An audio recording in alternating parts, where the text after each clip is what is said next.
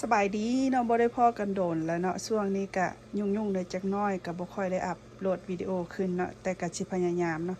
อันนี้แม่นการเฮ็ดกินประจำมื้อเนาะประจำวันอันนี้เฮ็ดกินสวยเนาะก็สิมาเฮ็ดแกงท้องป่าท้องปลากดใส่เห็ดอันนี้แม่นท้องปลากดที่ทำความสะอาดเรียบร้อยแล้วเนาะก็สิมาแกงข้างหม้อกำลังฟดขึ้นรัวๆเลยเนาะก็ละ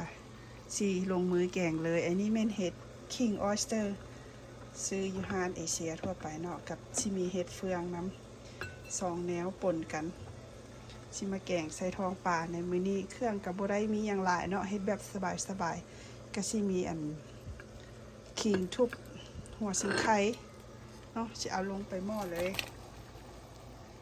ต้มเลย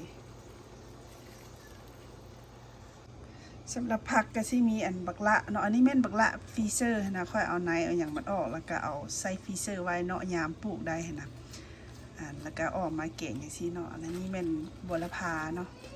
กำนึงแล้วก็สิมีผักบัวละพากำนึงหัวหอม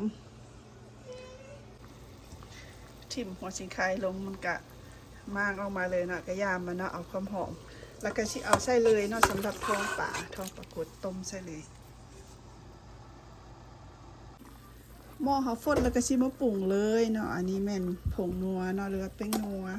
ตามความมักเลยเด้อไผบ่มักก็บ่ต้องใส่แล้วอันนี้แม่นเกลือเนาะ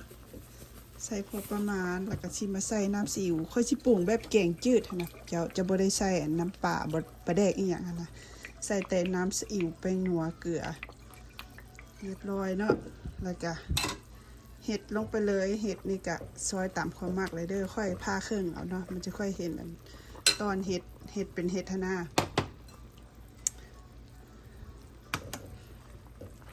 ต้มให้เห็ดสุกจังหน่อยจังสิเอาผักใส่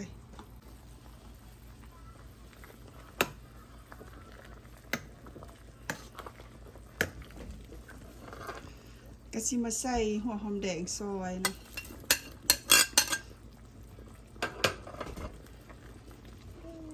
แล้วก็พักเจียวใส่เลย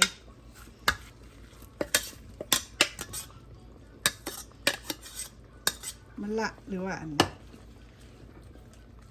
มากขมเนาะใส่กับบัวละพา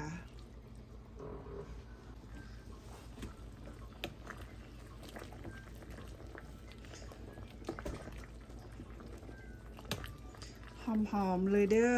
หอมๆแซ่บๆเฮ็ดแบบแกงจืดเนาะแล้วก็มาตำแจ่วใส่มื้อนี้สิเฮ็ดแจ่วบักกอกนึ่งข้าวเหนียวมาเด้อบ่สุคนกินข้าวน้ำกัน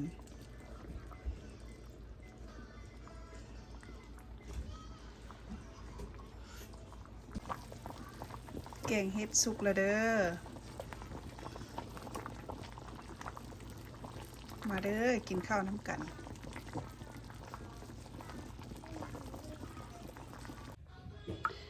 ปิ้งบักกอกบักเผ็ดหัวหอมแล้วก็มีกระเทียมชิตำแจ่วบักกอกเด้อมื้อนี้เด้อปิ้งหอมๆจังซี่เด้อมันจะค่อยหอมเวลาเฮาตำออกมาน่ะอันนี้หัวกระเทียมอันนี้หัวหอมมาตำแจ่วพอแก้ว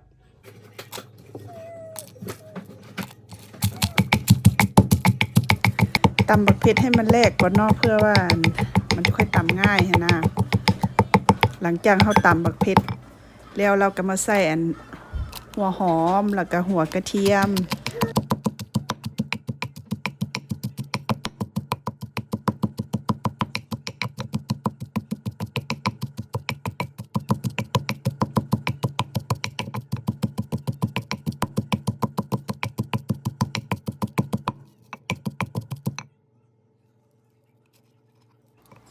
ตำทุกอย่างมันละเอียดแล้วก็มาใส่บักกอกลงไปเนาะ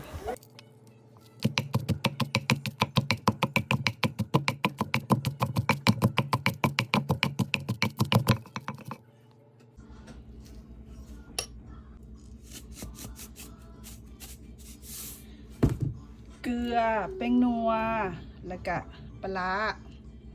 าแดกนะแล้วก็ชิมาใส่น้ำปลา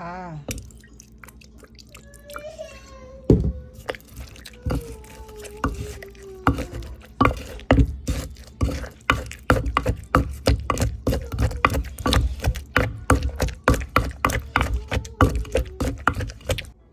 จ่วประกอบเด้อแล้วล่ะ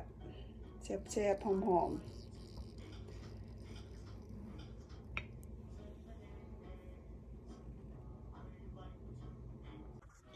แล้วเด้อแกงเห็ดแซ่บ